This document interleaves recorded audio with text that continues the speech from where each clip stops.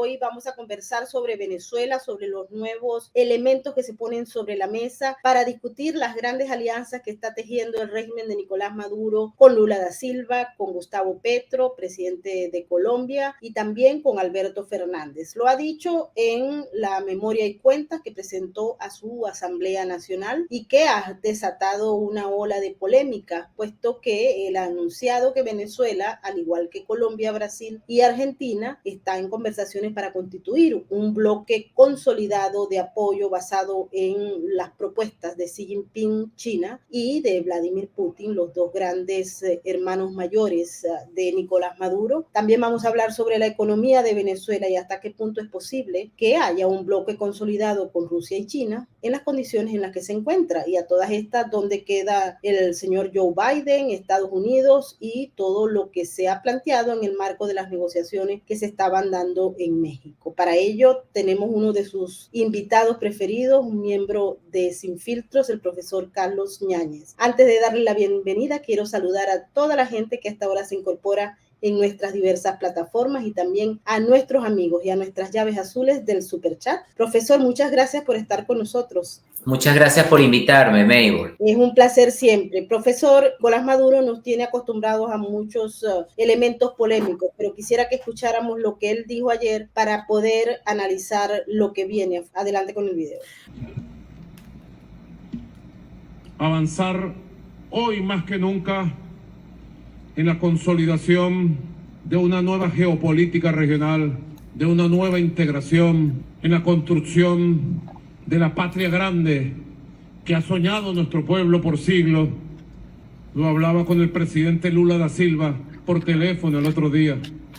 Lo hablaba personalmente con el presidente Gustavo Petro.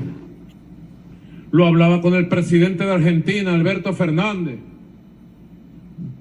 Está llegando una hora nueva, una hora especial para juntar los esfuerzos y los caminos de los pueblos de América Latina y el Caribe, para avanzar en la conformación de un poderoso bloque de fuerzas políticas, de un poderoso bloque de poder económico que le hable al mundo, que invite al mundo también a la integración, que invite al mundo a la construcción de nuevos polos de poderes, de esa comunidad de destino compartido que habla nuestro hermano mayor, el presidente Xi Jinping.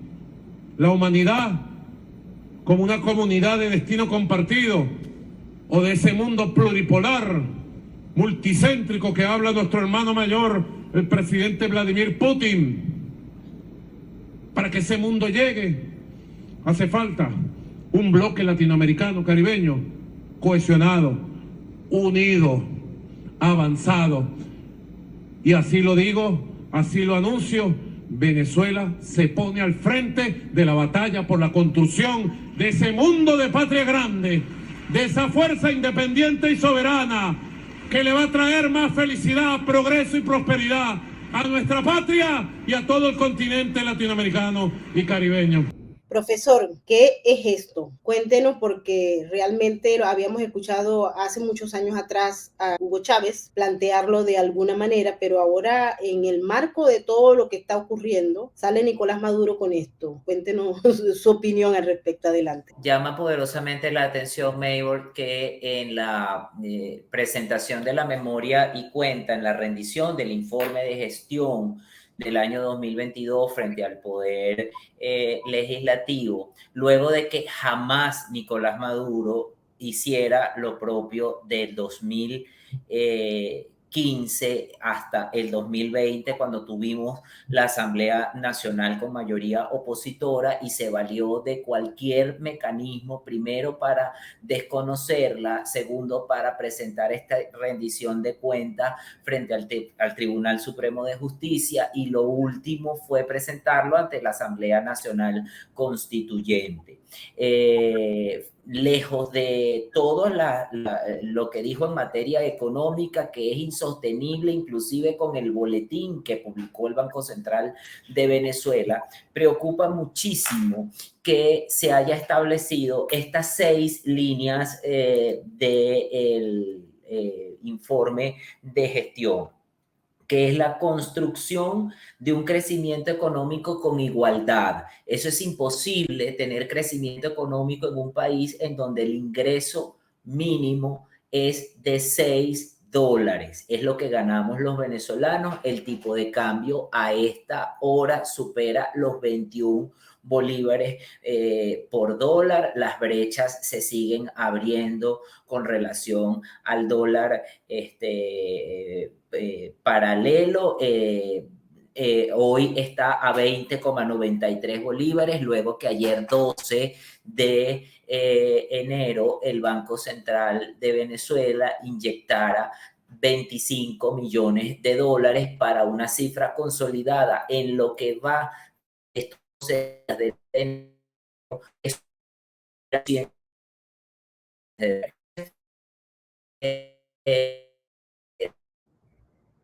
Profe, se fue el audio. Sí, volvemos. Se escuchó, ¿verdad? Sí, no, hasta una cifra consolidada. De ahí se... Bueno, la cifra del Banco Central es de 120 millones de dólares, ¿correcto? Y esto es un escándalo desde el punto de vista de lo que es así, de lo que supone la flotación sucia, porque en 2020 la flotación, 2022, la flotación sucia llevó al Banco Central a inyectar o a 4.000 millones de dólares para mantener contenido el tipo de cambio que ahora coloca a la población venezolana en una situación de postración. Esa es la primera línea. La segunda línea es la protección social, en un contexto en que desde el día 9 de enero, inicio de clases, hasta la fecha, los maestros venezolanos de todos los estados de la República se encuentran en la calle exigiendo reivindicaciones salariales. Y ayer, haciendo un cálculo para mi columna del diario El Carabobeño, un maestro que percibe $12 teniendo la mayor categoría académica, y un profesor universitario que recibe $40 teniendo la mayor dedicación exclusiva. En el caso de los maestros habría que ajustar 3.933% el salario solamente para que puedan comer, y en el caso de los profesores universitarios 900 veces el salario. El conflicto con los profesores universitarios arranca desde luego el día lunes, porque las condiciones, te repito, en materia económica en Venezuela son insostenibles. El tercer eje es la creación de un sólido poder popular, y con esto Nicolás Maduro quiere desconocer los gobiernos regionales y los gobiernos locales para centralizar todo a través de las comunas, es decir, la generación de un comunismo troglodita y absolutamente atrasado, que ha demostrado su incapacidad en la puesta en práctica, ha sido ya superado por la humanidad. O sea, solamente existe en la cabeza de Nicolás Maduro, porque ni siquiera a su hermano mayor, yo no sé cuáles son los parentescos de Nicolás Maduro, pero su hermano mayor Xi Jinping vive en un país que desde Deng Xiaoping en China se establecen un mismo país y dos sistemas socialistas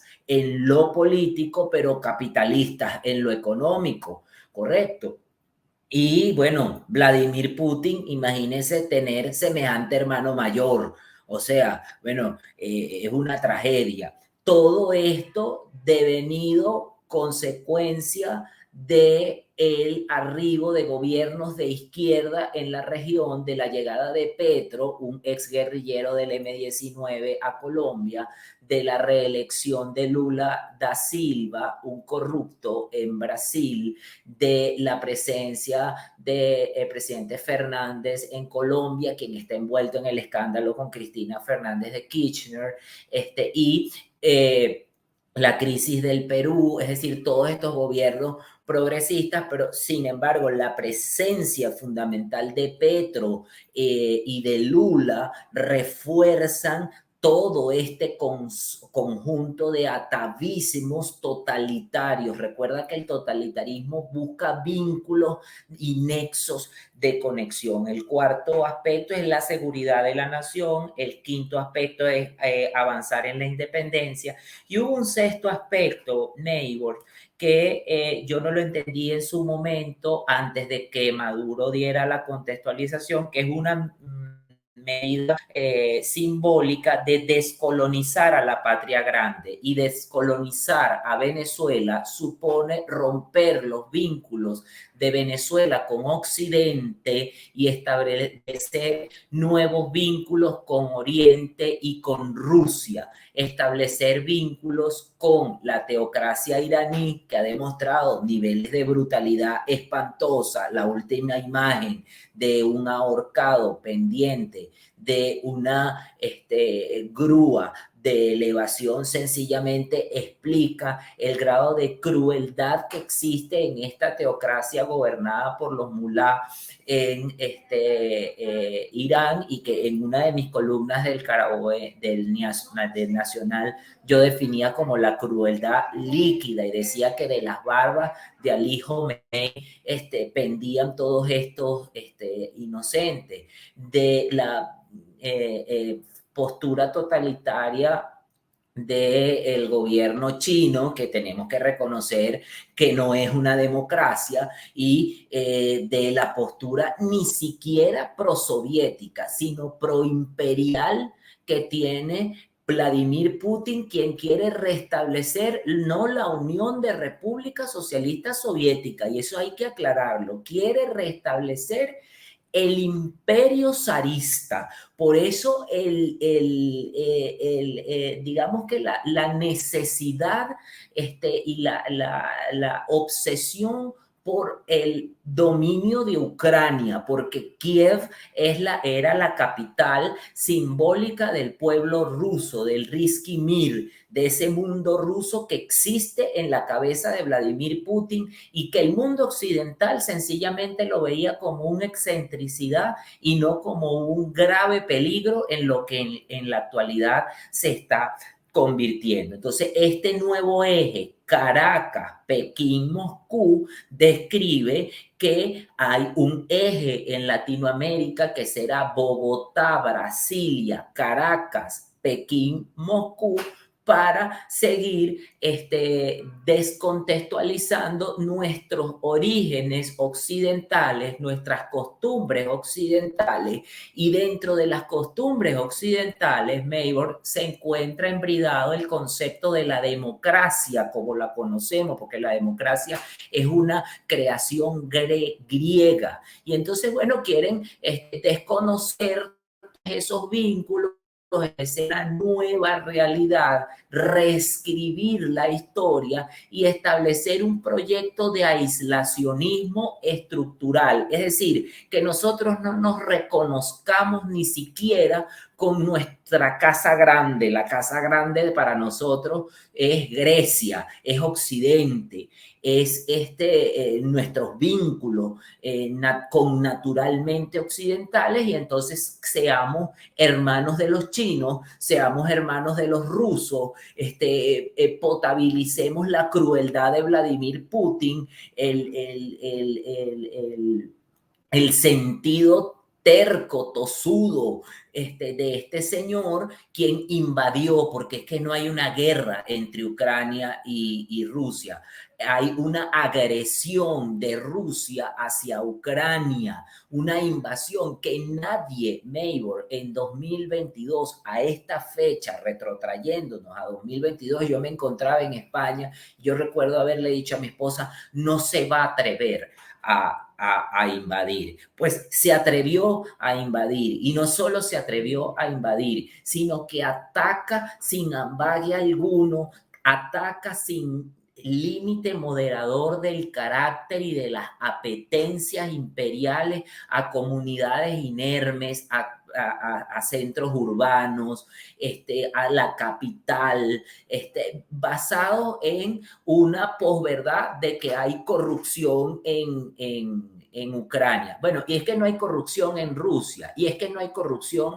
en China, y es que no hay corrupción en Venezuela, y es que no hay corrupción en Colombia, y es que no hay corrupción en Brasil, que el presidente del Brasil, el presidente electo del Brasil, sobre él pendían un conjunto de acusaciones y de señalamientos comprobados sobre corrupción evidente del uso del erario público de ese país. Es que no hay corrupción en Argentina, es la más alta corrupción que existe. De hecho, hay un obispo que se llama como yo, Carlos Ñáñez, en la Argentina, que denuncia a diario los niveles de corrupción de la pareja acá, de la década acá, de la señora acá, de Cristina Fernández de Kirchner, una nueva Eva Duarte reeditada del siglo XXI, quien está acusada y ha logrado evadir los cargos y las sanciones impuestas. Yo ayer leía un artículo en el Nacional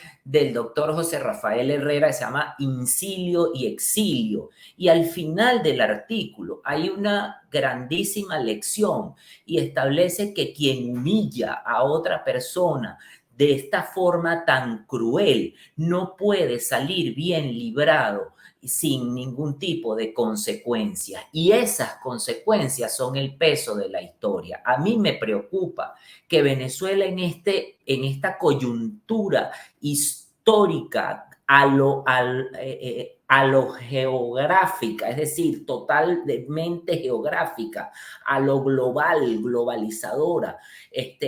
Bueno, nosotros durante el conflicto bélico del 45 estábamos del lado de los aliados, y en este momento en donde el mundo está en una condición no de digamos que de vórtice, de tercera guerra mundial o algo así, pero sí en una situación de incertidumbre importantísima frente a las amenazas que tiene Vladimir Putin para atacar a miembros de la OTAN. Y si ataca a miembros de la OTAN, me refiero a Finlandia, entre ellos, a la propia Suecia, que han indicado, ya perdió ese concepto de neutralidad porque se ve directamente afectada frente a estas apetencias de este sujeto. Nosotros establezcamos desde Venezuela que vamos a hacer un vínculo con Vladimir Putin cuando no hemos sido capaces de resolver la crisis que generó Nicolás Maduro, y que es una crisis que ahora intenta maquillarse bajo la posverdad de un boletín estadístico que se publicó en el Banco Central de Venezuela, que hablamos aquí en tu programa, en la antepenúltima, una de las entrevistas que bien tuviste hacerme, que no da datos absolutos, que da datos relativos, y que ayer el propio Nicolás Maduro los contradecía porque decía que el crecimiento ya no es de 17, sino de 15. O sea, aquí el Banco Central de Venezuela publica una cosa y Nicolás Maduro dice otra cosa. Esa rendición de informe de gestión demuestra que entonces él le rinde cuentas solamente a sus adeptos políticos, porque a cuántos ministros no citó la Asamblea Nacional del 2015 al 2020, al ministro de Finanzas, al ministro de Planificación, al presidente del Banco Central de Venezuela. ¿Y cuáles eran las respuestas? Sencillamente no iban atendiendo a un criterio. Las elecciones fueron en diciembre del 2015, el 6 de diciembre del 2015, y el 8 de diciembre del 2015 ya estaban diciendo que los diputados del Tamacuro eran ilegítimos y que en tal caso la Asamblea debía de repetir las elecciones. Como se negaron a repetir las elecciones porque las elecciones ya estaban hechas y no pendía sobre ese proceso electoral ninguna observación, declararon que era nula la Asamblea Nacional, y solamente en una oportunidad Nicolás Maduro dio una rendición de cuentas limitada a la Asamblea Nacional en el año 2015 bajo la presidencia de Henry Ramos Alú. También una oposición que nos ha dejado muy mal parados a los venezolanos. También una oposición que demuestra que tiene el mismo locus de comunicación del chavismo y los mismos modos de comunicación del chavismo, porque se ha dejado permear por el chavismo, porque lamentablemente la pobreza del lenguaje y la pobreza del espíritu son las dos grandes causantes de esta infinita tragedia que tiene Venezuela. Es decir, la tesis de Husserl, para que exista entendimiento, que es lo que no tenemos los venezolanos, debe de existir un lenguaje lo suficientemente capaz de revertir las falacias, las mentiras y las charlatanerías que se repiten. Ahora, esto del vínculo Caracas-Moscú-Pekín no es una charlatanería ni es una bravuconada, es la construcción o la determinación clara de un proyecto que viene heredándose desde Hugo Chávez y que no lo tomamos en cuenta, Maybor. Aquí en el año 1997, el problema es que los venezolanos no tenemos memoria. Aquí en 1997 y 98, durante la campaña de Hugo Chávez Frías, se manifestaba los vínculos que tenía esa fuerza política que llegó al poder en Venezuela con gobiernos como el de Saddam Hussein en Irak, con organizaciones como Hezbollah, y todo fue desmontado. Decían que era producto del odio y del miedo que suponía la presencia de un candidato que iba a generar justicia social, igualdad y prosperidad a los venezolanos. Pues los venezolanos no tenemos hoy día ni justicia social, ni igualdad, ni prosperidad, porque Hugo Chávez Frías y el chavomadurismo ha demostrado la máxima de Milton Friedman: una sociedad que, como la venezolana, primó la libertad por encima de la igualdad, se quedó sin libertad y sin igualdad. Los venezolanos somos una sociedad absolutamente fracturada. Somos la obra de, sé que me vas a volver a regañar porque no te mandé los libros, somos otra vez la obra de Joseph Stiglitz, El precio de la desigualdad.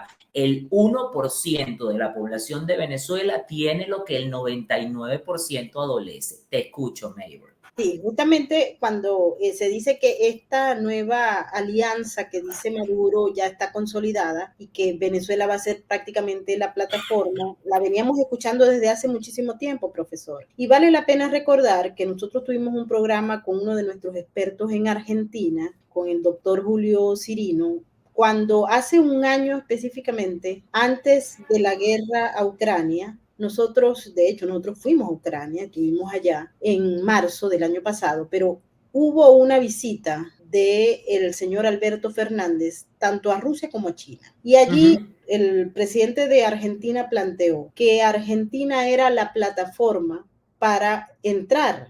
Claro, en Argentina las condiciones y la situación cambió, vino la guerra, vinieron toda una serie de cambios que produjeron que ahora el discurso que dio Alberto Fernández frente a Xi Jinping y frente a Vladimir Putin lo de ahora el señor Nicolás Maduro, tomando en cuenta también esa alianza tan poderosa que hay entre Gustavo Petro y Maduro y Lula da Silva y Maduro. Eso no es una alianza nueva para los que están pensando que eso acaba de surgir, no. Tanto Petro como Lula da Silva son miembros del Foro de Sao Paulo desde su creación en la década de los 90 y Maduro entró a posteriori con Chávez, lo que quiere decir que hay una relación bastante consolidada. Y nos llama mucho la atención, profesor, el papel de los Estados Unidos. Hemos visto a una administración de Joe Biden tratando de negociar.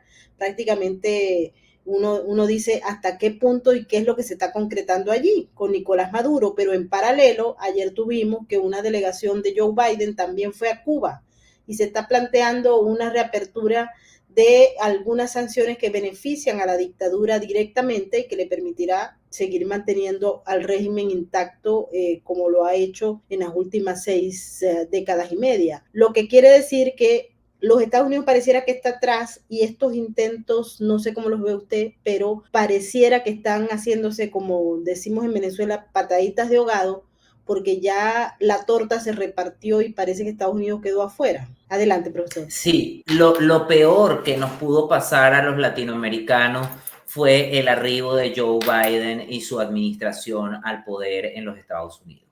Si bien es cierto que se puede acusar a Donald Trump de tener una personalidad borderline, de ser un individuo que no tenía, digamos que patrones de contención del carácter, al menos hay que reconocer que tenía consistencia y coherencia con el tratamiento de estos regímenes violadores de los derechos humanos. Joe Biden es la demostración clara de la crisis de Occidente, es la demostración clara de la crisis de las democracias. Lo raro, y lo vuelvo a repetir en tu programa, y lo lamentable es que el concepto de las democracias liberales y de las democracias como las conocemos occidentales se están convirtiendo en verdaderas rarezas en el mundo político. Lo que está primando es la presencia de gobiernos autoritarios, autocráticos, irrespetuosos de los derechos humanos, que atropellen la dignidad y que se vistan bajo formas legales, bajo ese imperio de la ley para poder potabilizar cualquier atropello hacia la dignidad. Joe Biden asume que Nicolás Maduro es un proveedor seguro de energía, tomando en cuenta la situación de Rusia y Ucrania, pero es que antes del conflicto ruso-ucraniano ya había un coqueteo y un acercamiento entre la administración de Joe Biden y Nicolás Maduro, y todos los regímenes digamos que irrespetuosos de los derechos humanos, el régimen de Daniel Ortega, el régimen cubano, el ascenso al poder de Gustavo Petro, vaya, ha sido grave, Mayor. Yo antes de las elecciones en Colombia publiqué en el diario El Nacional un artículo que titulé La maldición de Casandra. ¿Por qué ese título y por qué utilizar a la hermenéutica de la mitología griega para denunciar las cosas? Casandra era una princesa troyana que tenía la capacidad de leer el futuro, de conocer el futuro, pero que había caído en desgracia en frente a Apolo, que era el dios del sol y evidentemente el dios también de los augurios, y nadie le creía lo que decía, y esta princesa gritaba: no metan el caballo a Troya porque va a ser el fin de Troya, y nadie le creyó. Esta princesa gritaba: nos van a dejar sin reino, y nadie le creyó. Y esta princesa, luego que la hacen cautiva y la violan y la despojan de su dignidad y la monta Agamenón en el barco, le dice a Agamenón: cuando llegues a tu tierra vas a ser destronado por tu esposa sustituido por su amante, y yo voy a ser también asesinada. Y Agamenón no le cree, y eso ocurre. Su esposa lo mata. Bueno, el manejo de esta hermenéutica es que los venezolanos leemos, o sea, lo que ocurrió en Colombia no tiene justificación de ser, porque es un país que no está geográficamente lejos de Venezuela. La mayor diáspora de venezolanos la reciben los colombianos a pie, Maybor, cuando la frontera estaba cerrada, gente que moría congelada en la cordillera andina. Entonces, ¿cómo es posible que los colombianos hayan decidido votar por Gustavo Petro y que hoy, en este momento, se estén arrepintiendo de esa elección? La misma situación que nos ocurrió a los venezolanos. La historia, dice Giambattista Vico, que es cíclica, es recursiva. En italiano es corse e ricorsi. la historia es un círculo de inicio y fin. Bueno, en el caso de los colombianos, están viviendo lo que vivimos los venezolanos en el 2002, que nos dimos cuenta de que estábamos en manos de la irascibilidad que iba a destruir a la institucionalidad. ¿Cómo es posible que los colombianos que han sido digamos que veedores, espectadores de primera instancia de los campamentos de venezolanos desplazados, manejados y administrados por la ACNUR, hayan decidido votar por un miembro del M-19 de una organización terrorista de izquierda y por el peor alcalde que tuvo la ciudad de Bogotá?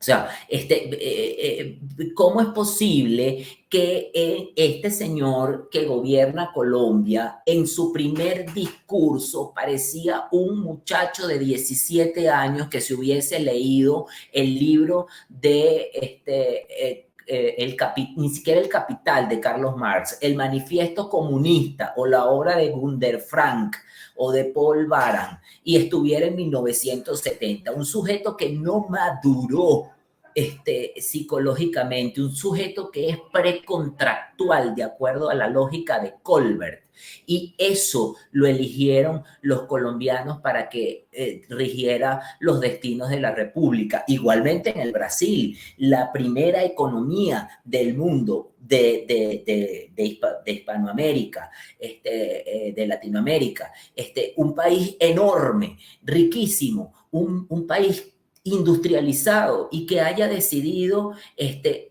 tenía dos opciones: o Jair Bolsonaro, que no estaba preparado para el ejercicio del poder porque es un borderline y un corrupto como Lula da Silva, o el caso de Chile, que es un país que estaba a un paso del desarrollo económico y decidió apostar por Gabriel Boric, y todavía dicen que Gabriel Boric es inocuo. Son inocuos en los primeros momentos, y tú como politólogo lo sabes, en los primeros momentos del ejercicio del poder. Luego revelan quiénes son, se quitan la máscara y viene la obra de Norman Manea. Se plantea el discurso de la advertencia de Norman Manea: el payaso, el dictador y el artista. Es decir, todos son cortados por la misma tijera. Que nicaragüenses, cubanos y venezolanos estén generando el mayor éxodo del planeta. O sea, ya Venezuela solita generaba el mayor éxodo del planeta. Si le unimos el exilio de los nicaragüenses y el exilio de los cubanos, que de nuevo se vuelve a replantear frente a la imposibilidad de la dictadura cruel de Díaz-Canel, un discípulo brillante de los Castro, en el ejercicio irrespetuoso de los derechos humanos. Tenemos entonces un éxodo casi que bíblico. Frente a ese exilio, ¿qué corresponde? Lo que indicaba ayer el doctor José Rafael Herrera: el incilio, pero no el incilio desde el punto de vista de esa cosa que para los griegos era peor que la muerte, que era abstraerse de la realidad, sino buscar dentro de nosotros mismos cómo no contaminarnos de ese discurso mentiroso, de esa forma mentirosa, y cómo advertir, encender las alarmas. Yo, punto 6 de la patria grande no es Venezuela y Colombia, Ecuador y Perú y la Gran Colombia. La patria grande es Colombia, Venezuela, Rusia y China e Irán. Entonces, la patria grande es que nosotros vayamos potabilizando como potabilizó Occidente el horror de la teocracia iraní, como con un espectáculo como en el Mundial de Fútbol lograron eclipsar lo que estaba ocurriendo y lo que sigue ocurriendo en Irán. Es que acaban de ahorcar a un karateca. O sea, porque sencillamente porque no está de acuerdo con la forma del ejercicio irrespetuoso que se le da a la mujer en Irán, que es menos que un objeto, que si no usa el hijab, se hace susceptible de cualquier otro ideológico con esa gente que es primitiva. Es un horror. Yo ayer lo publiqué en Twitter. Este es el horror de la teocracia. Porque definitivamente lo que está planteando el profesor es un horror, pero el horror de la realidad que estamos viviendo. Para nadie es un secreto que Irán ha estado presente en una buena parte de la toma de decisiones en Venezuela. Y Cuba, China y Rusia tienen no solamente compromisos y tratados con el régimen de Nicolás Maduro, empezaron con el régimen de Chávez. Aquellos que creen que el chavismo y el madurismo es diferente, no es el mismo sistema. Chávez sembró las bases y se han venido desarrollando. Ahora viene todo este proceso que es la consolidación, y además ellos lo dicen, pero los venezolanos, como bien dice el profesor, no tienen memoria, se les olvida, o de manera deliberada, a través de las técnicas de ingeniería social que se han utilizado en Venezuela, pues la gente no le presta atención y simple y llanamente le quita el valor a lo que tiene, desde el punto de vista lingüístico y desde el punto de vista del significado. Pero estamos mal, porque lo que ocurrió y lo que dijo Nicolás Maduro va a representar no solamente para Venezuela, sino para la región latinoamericana, para Occidente, una debacle que va a acabar con las libertades que hemos trabajado, luchado y ganado a fuerza de muchos años de sacrificios de muchas personas. Y hoy en día esas libertades están en peligro de extinción por decisión, por ignorancia, por omisión de muchos ciudadanos que están dándole la bienvenida a los modelos autoritarios ruso o chino y a los horrores de la revolución islámica de Irán, que muchos la aplauden, y hoy en día hasta en Venezuela he conseguido gente que lo defiende. Profesor, no sé si lo recuperamos. Sí, estoy aquí y escuché toda tu intervención. Estoy totalmente de acuerdo contigo. La llegada de Hugo Chávez Frías le permitió al régimen cubano lograr lo que no logró en la década de los 60, que fue tomar el poder por la vía violenta, porque en ese momento contábamos con una fuerza armada independiente que pudo repeler los intentos de invasión y los fomentos de golpes de Estado que se generaron desde Cuba hacia el primer gobierno democrático de Betancourt en Venezuela, y se pudieron repeler, se pudieron evitar. Se alejó a la presencia de Fidel Castro, pero desde luego Venezuela siempre laxa. Cuando llega Carlos Andrés Pérez en su segundo mandato, en su segundo gobierno, invita a Fidel Castro, que es un dictador, a la toma de posesión, y justamente 2 meses después se dan los sucesos del Caracazo, y en los sucesos del Caracazo no son espontáneos. Los sucesos del Caracazo obedecen a una planificación de ese foro de Sao Paulo que estaba en la cabeza de Fidel Castro. El chavismo es hijo del castrismo, es el castrochavismo madurismo, y cada modelo es degenerativamente peor que el anterior. Es decir, se va desde un modelo tiránico hacia una degeneración que tienes que tener a verdaderos cacócratas o cleptócratas primero, ladrones en el ejercicio del poder, para que se establezca desde esa cleptocracia una cacocracia, que es el gobierno de los peores en el poder, pero no de los peores porque sean malos, torpes o lerdos, sino porque sean malos, malignos desde el punto de vista del concepto del mal. ¿Qué mayor suma de malignidad y qué peor daño se le puede hacer a un venezolano que, como en tu caso, tiene que vivir en el exilio? Cuando uno está en el exilio, lejos de su país, uno extraña absolutamente todo. Uno es un extraño en una sociedad de extraños. Uno se convierte en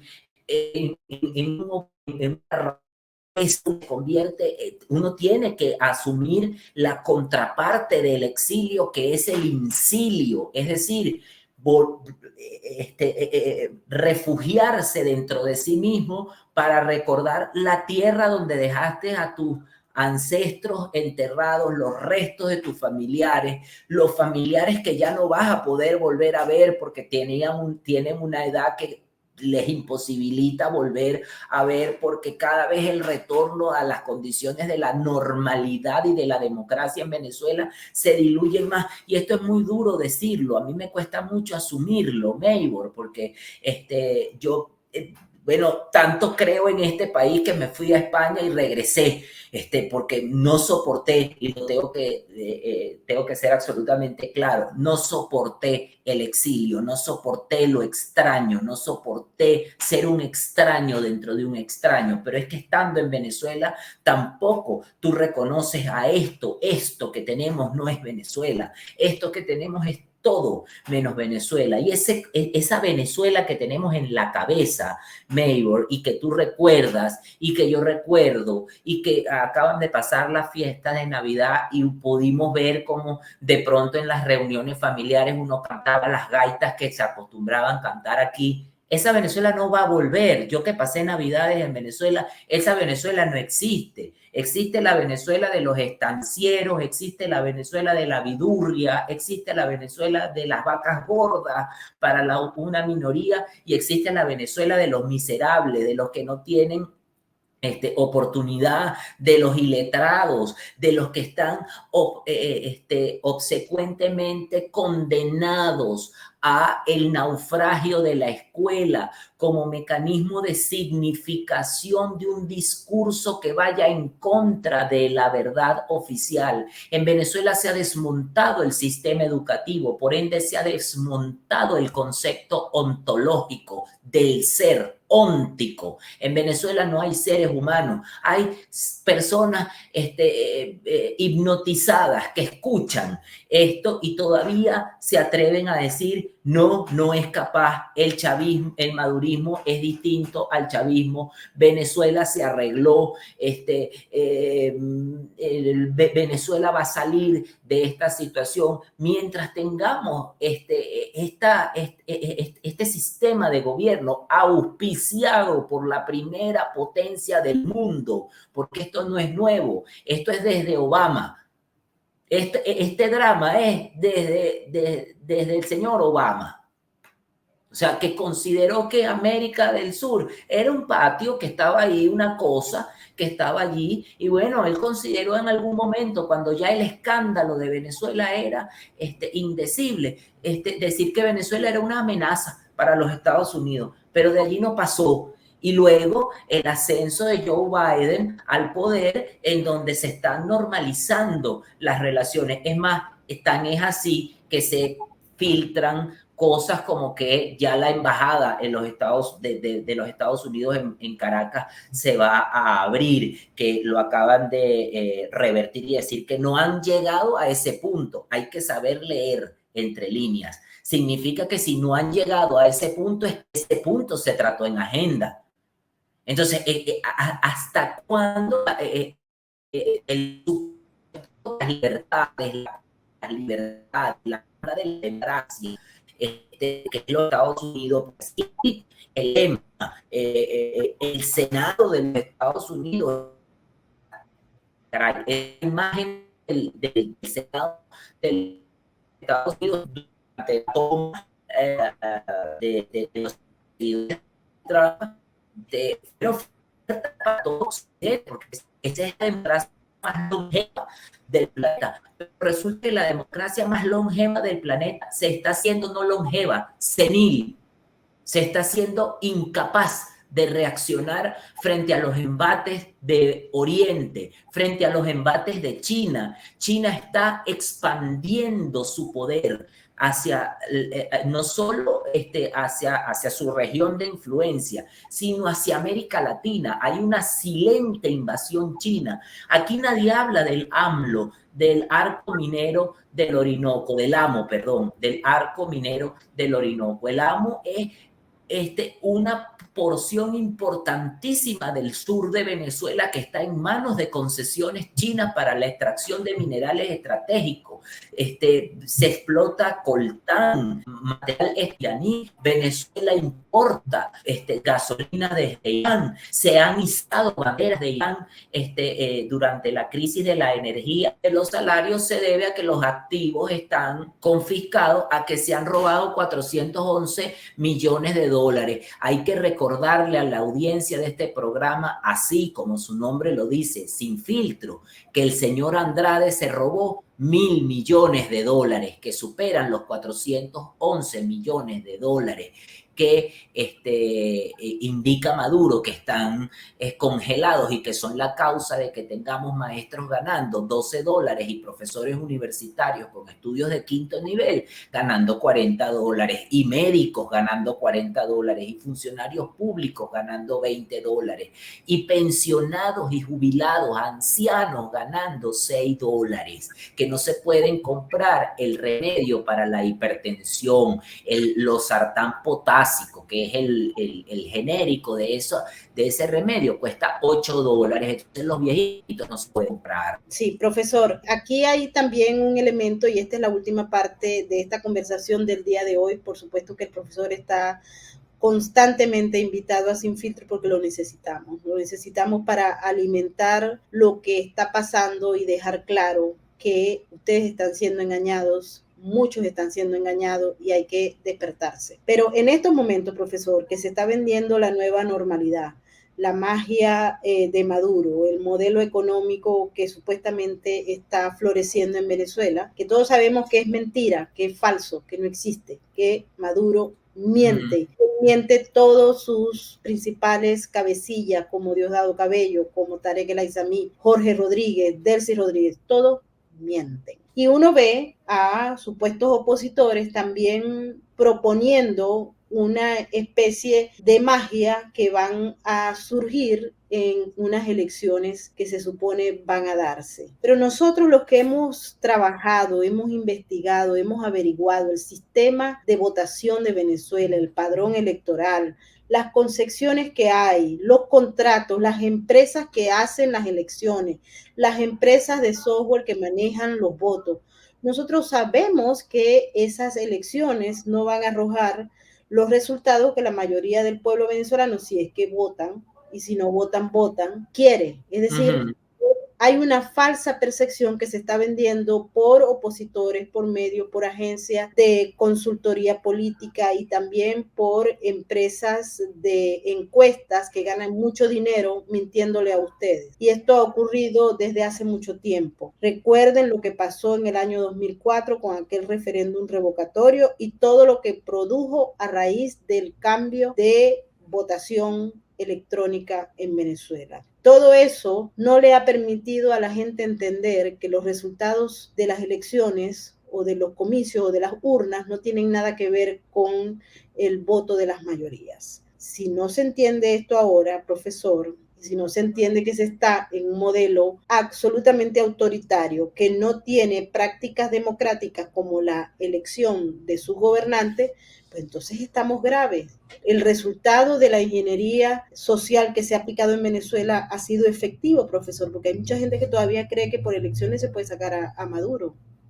Bueno, ese es el concepto del homo saucio, del hombre enfermo, de lo que ha generado Maduro, de la posverdad, de la neolengua como herramienta de control político y de los procesos de ingeniería social que eficientemente se han llevado en Venezuela al mejor estilo de la dinastía Kim, con la cual Nicolás Maduro también manifestó que quería tener vínculo. Imagínate tú.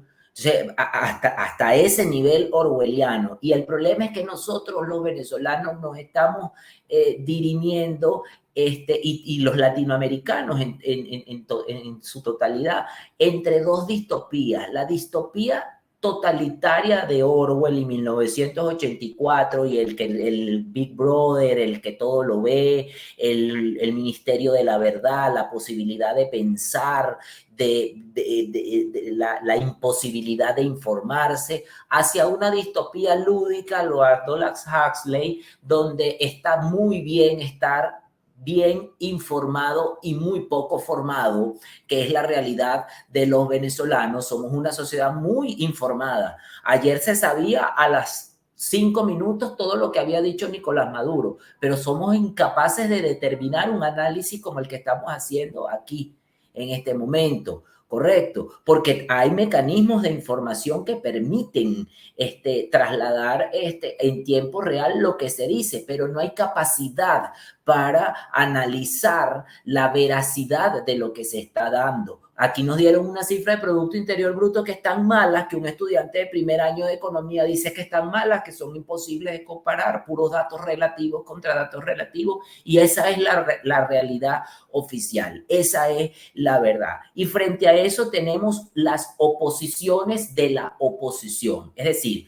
una oposición comprada, una oposición que pretende que no se hagan primarias, sino que se elija un candidato a consenso, es decir, un candidato del tamaño de Nicolás Maduro, que vendría siendo en este caso el gobernador de Estado Zulia, quien ya perdió en 2006 las elecciones. Correcto, un candidato absolutamente debilitado en un proceso electoral viciado como el venezolano. Yo sé que habrá gente que dirá, en 2015 ganamos. Sí, en 2015 se ganaron las elecciones porque votaron hasta debajo de las piedras la gente y no hubo posibilidad de que el conjunto vacío, a ver si yo me explico, en teoría de conjunto, los que votan y los que no votan, que es la abstención, es el conjunto vacío. Si este conjunto se hace cada vez más chiquito, la posibilidad de hacer la trampa es imposible. Por eso, cuando se dieron los resultados en 2015, Meibor, y volviendo a los mecanismos de la comunicación y volviendo a lo que nos enseñara Husserl, vimos que el lenguaje es más que la palabra, sino los gestos y todo lo que se hace. Vimos a una rectora del CNE, Sandra Oblitas, que cuando bajó de la sala de totalización hizo este gesto a los miembros del polo patriótico. Es decir, no fue imposible hacer la trampa. Este gesto en el cual la mayoría... ¿Tú crees que allí hay o ha habido en ese Consejo Nacional Electoral imparcialidad? O sea, yo soy profesor universitario, tengo que poner una calificación a los estudiantes. Bueno, es como que yo tengo un grupo de estudiantes predilectos y frente a la imposibilidad de inventarles una nota, les tenga que hacer este gesto. No puedo inventarles la nota, tienen que aceptar y buscar por vías ultraactivas a lo electoral la inhabilitación de esa asamblea del 2015, en donde vimos el 30 de diciembre a un diputado que es el coordinador de doctrina de un partido que se llama Primero Justicia, permitirse decir que el problema no era Nicolás Maduro. Entonces, ¿cuál es el problema si no es Nicolás Maduro? Esa es la oposición que tenemos. Esa, lamentablemente, es la incapacidad que tenemos para entender que las elecciones en Venezuela de darse tienen que ser manuales, correcto, porque la propia Smartmatic en 2018, es que los venezolanos de verdad tenemos peste del olvido, como la obra de Gabriel García Márquez, 100 años de soledad. Smartmatic manifestó en 2018 con la elección de Nicolás Maduro que esas máquinas eran susceptibles de manipulación por lo menos en 1 millón de votos, y se rompió la concesión con Smartmatic y se tiene otra concesión con otra empresa que hace los mismos procesos de elección. Entonces, obviamente, esto que genera desmovilización, desesperanza, la gente no advierte que el voto es una medida efectiva, la gente no advierte que el voto es una medida efectiva para cambiar las condiciones políticas, se desmoviliza y terminan entonces cayendo en el chantaje, en la civilización del espectáculo de hacer una elección como se hacen elecciones en Cuba, como se hacen elecciones en Norcorea, como se hacen elecciones en Irán, y siempre resultan vencedores los candidatos que estén estableciendo el vicio de mutación en el poder, porque es que Hugo Chávez supo hacer muy bien las cosas cuando hizo la enmienda constitucional y permitió la elección indefinida para los cargos de ejercicio del poder. Y esto vale tanto para el chavismo como para la oposición, porque si yo soy alcalde y estoy en el poder y puedo reelegirme, desde luego yo voy a utilizar todo el aparataje político que me permite la estructura de poder que gerencio para beneficiarme. Lo lógico, lo decente y lo ético es que si yo ejerzo el poder como alcalde o como gobernador y quiero reelegirme, me separe de mi función como gobernador o como alcalde o como presidente y vaya a un proceso de elecciones en condiciones de igualdad. Pero es que en Venezuela la propaganda es terrible. En Venezuela, mira, tú vas al aeropuerto Arturo Michelena en la ciudad de Valencia y hay una pared que es la biografía de Hugo Chávez Frías. Tú vas al servicio integrado de administración aduanera y tributaria y hay una pared en homenaje a Hugo Chávez Frías. ¿Y eso qué es? Neolengua, porque la neolengua glorifica. Lo último que llegaron fue a ponerle una ala a Hugo Chávez Frías como que si fuese San Miguel Arcángel para que jugara fútbol con las caricaturas de Nicolás Maduro y del gobernador del estado Carabobo. Entonces esa es la gran realidad que nosotros tenemos. Los venezolanos estamos engañados por agencias.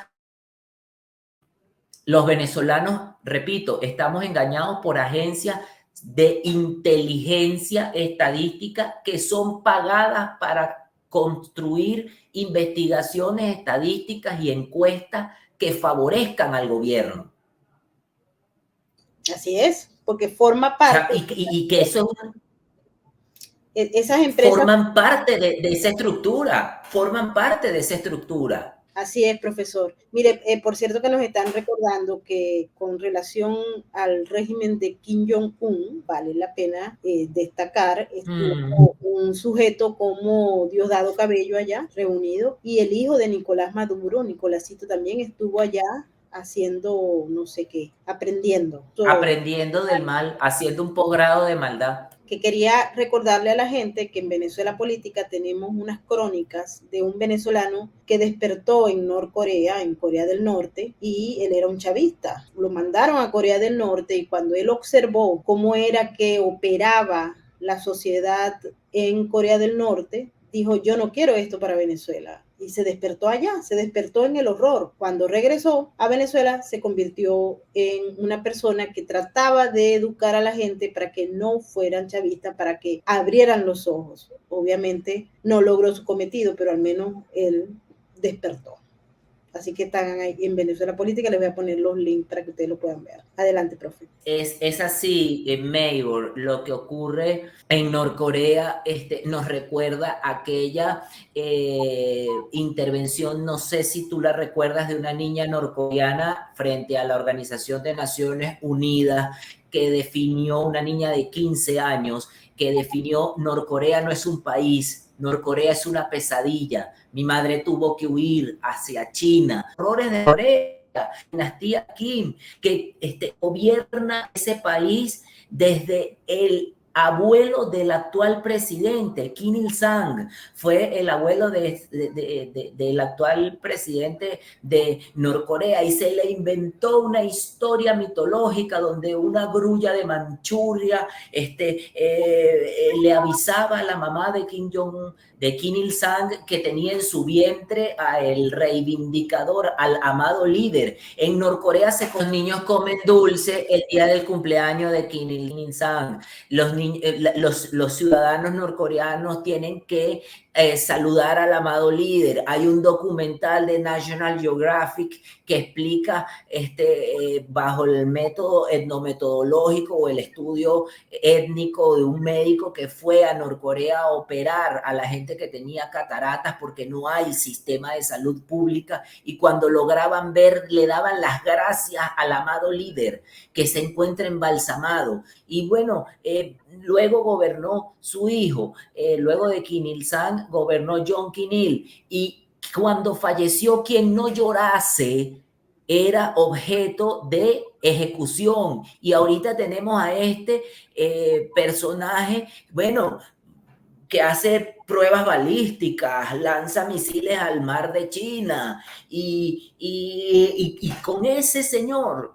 los venezolanos queremos tener un vínculo, y ese sujeto que despertó en Norcorea, despertó de los horrores de lo que se vivía en Norcorea. O sea, cuando fue Madeleine Albright a Norcorea, como una visita de Estado, llegó absolutamente horrorizada a los Estados Unidos, porque decía, es un país que no tiene energía eléctrica, pero que con unos papelitos, con unos cartones, todos los norcoreanos hacían las veces de una pantalla digital y quedaba perfecto, pero perfecto por el horror, perfecto porque la gente se muere de frío, porque no hay acceso a la calefacción. Esos son ahora nuestros líderes. Bueno, obviamente la crisis de Occidente. Yo creo, Maybor, que si los griegos hubiesen tenido la posibilidad de ver lo que nosotros íbamos a hacer 2500 años después de sus aportes, no se hubiesen sacrificado ni en Maratón ni en Salamina para que los persas no los conquistaran, y ahorita utilizaríamos todos hijab y no tuviésemos concepto de democracia, ni concepto de isonomía, ni concepto de legalidad, ni concepto de estética occidental. No, ellos quieren destruir todo eso y nosotros no nos queremos dar cuenta, ¿correcto? La gran mayoría no se quiere dar cuenta, unos por ignorancia y otros por conveniencia. Los segundos no tienen perdón, los primeros tienen el perdón y la justificación de la ignorancia. Los segundos, que lo hacen por conveniencia, sencillamente no tienen perdón. O sea, no hay justificación alguna para que un diputado haya dicho que el problema no es Nicolás Maduro, cuando el problema sí es Nicolás Maduro, cuando el problema de que haya 7.1 millones de venezolanos fuera del país es Nicolás Maduro, cuando el problema del éxodo es Nicolás Maduro, cuando el dolor que tú sientes al sentirte extraña en una sociedad de extraños se lo debes a Nicolás Maduro.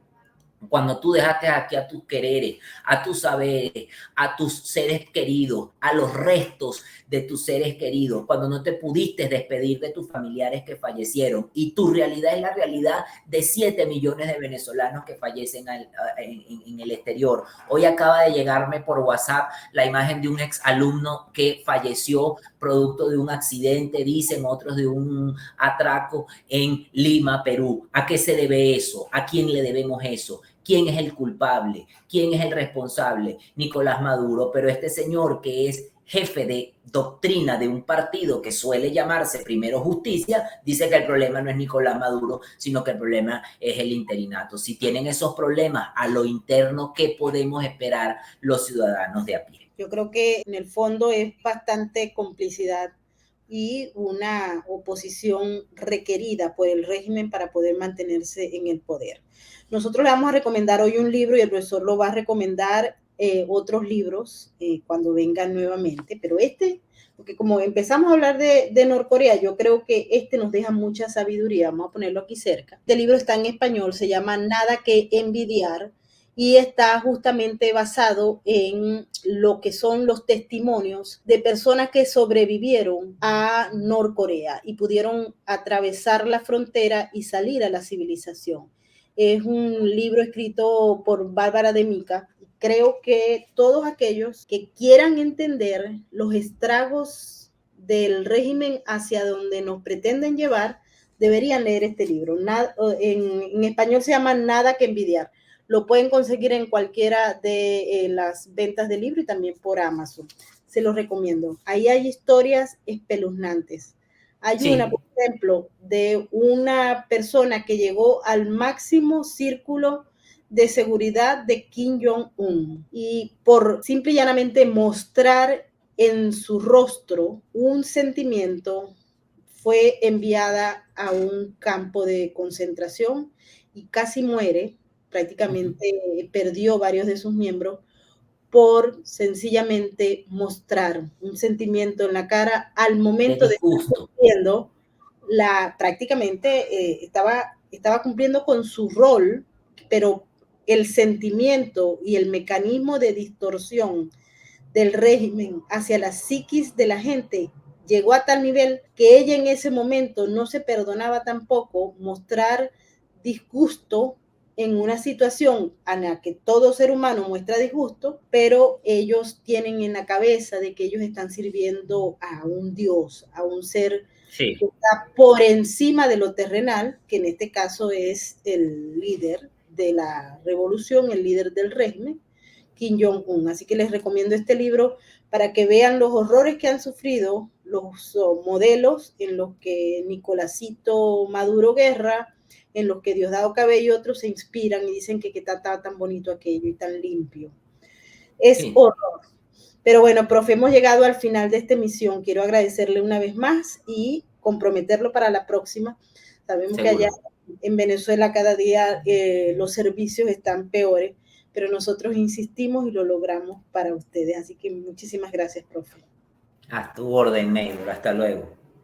Y bueno, y queremos agradecerle a toda la gente que nos acompañó en esta emisión tan especial. Quiero que escuchen con detenimiento lo que dijo el profesor. Nos ha dejado una gran enseñanza y es hora de reflexionar. Así que los invitamos para que piensen, para que escuchen con detenimiento cada vez que puedan las enseñanzas del profesor Carlos Yáñez. Ahora quiero agradecerle también a toda la gente que participó en el superchat. Muchísimas gracias a todos nuestros moderadores, a las llaves azules y a todos los miembros del canal de YouTube, a todos los miembros de nuestras plataformas y de nuestra cuenta de patreon.com/Venezuela Política. Muchísimas gracias a todos nuestros patrocinantes y como siempre nos despedimos con el mensaje de la RAC porque juntos salvamos vidas. Así que adelante. Chao, chao. Cada ser humano que nace en el mundo, nacen también 15 perros y 45 gatos. El 70% de ellos nunca tendrá un hogar. En el mundo existen hoy 500 millones de perros abandonados. Podemos cambiar esa realidad. La Red de Apoyo Canino lleva 15 años trabajando en Venezuela en su programa de esterilizaciones masivas, que a la fecha ha operado a más de 80,000 perros y gatos, evitando el nacimiento de millones en la calle.